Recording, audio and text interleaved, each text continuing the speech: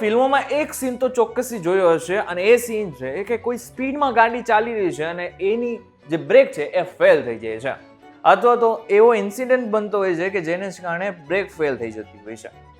પરંતુ એક વખત વિચાર તો આવ્યો છે ને કે આ ફિલ્મ જેવી ઘટના મારી સાથે બને તો મારે કરવાનું છે શું, એટલે કે મારી ગાડીની બ્રેક ફેલ થઈ જાય તો એકચ્યુઅલમાં શું કરવાનું હોય છે. એ પ્રશ્નનો જવાબ જો તમારે જોતો હોય ને તો ધ્યાનથી સાંભળજો. હું તમને એક વાત કહું.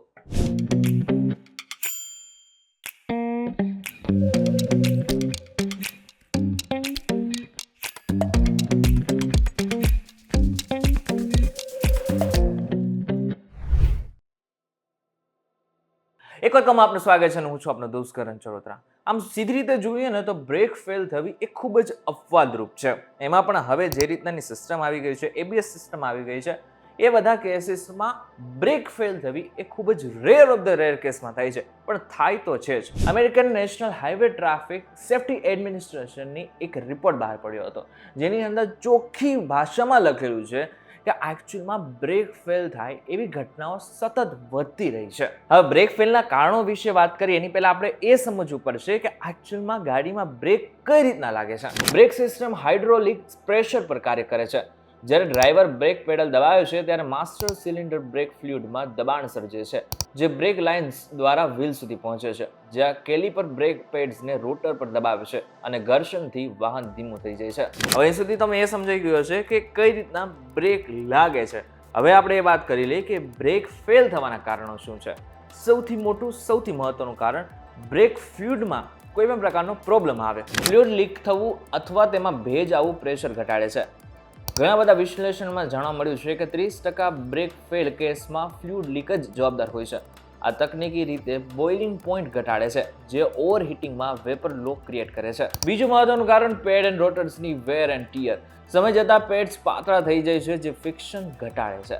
એક અભ્યાસમાં જાણવા મળ્યું છે કે 50,000 કિલોમીટર પછી પેડ્સ 50% વેર થઈ જાય છે, જે ફેલનું કારણ પણ બની શકે છે. ત્રીજું અને સામાન્ય કારણ મેન્ટેનન્સનો અભાવ.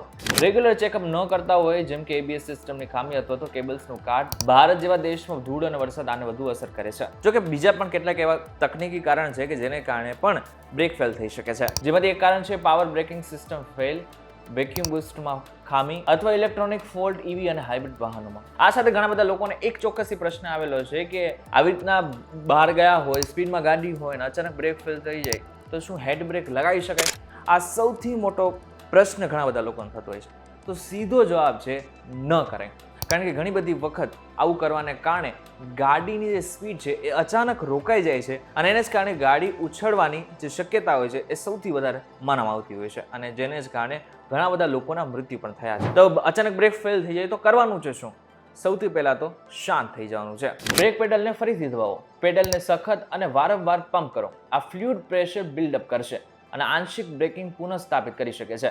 એબીએસ વાહનોમાં આ વધુ અસરકારક છે. બીજું અને સૌથી મોટું, ગિયર બ્રેક લગાવી શકો છો. આ ગિયર બ્રેક શું છે? ગિયરને નીચા ગિયરમાં બદલી શકો છો, એટલે કે મેન્યુઅલમાં 3માંથી 2, 2માંથી 1 એવી રીતના, અને ઓટોમેટિકમાં એલ મોડમાં. આ એન્જિન બ્રેકિંગ ક્રિએટ કરે છે, જે વ્હીલ્સને ધીમા પાડે છે. આ સાથે જ બીજા લોકોને કોઈ નુકસાન ન થાય એટલા માટે થઈને ખાસ કરીને જે હેઝાર્ડ લાઇટ્સ હોય છે અને આની સાથે સાથે જે ઇમરજન્સી લાઇટ્સ હોય છે અને આની સાથે સાથે હોર્ન વગાડવું ખૂબ જ જરૂરી હોય છે. અને જો કંઈ જ ન થાય તો રોડની બાજુમાં ઘાસ અથવા બેરિયર સાથે ઘર્ષણ કરી શકો છો.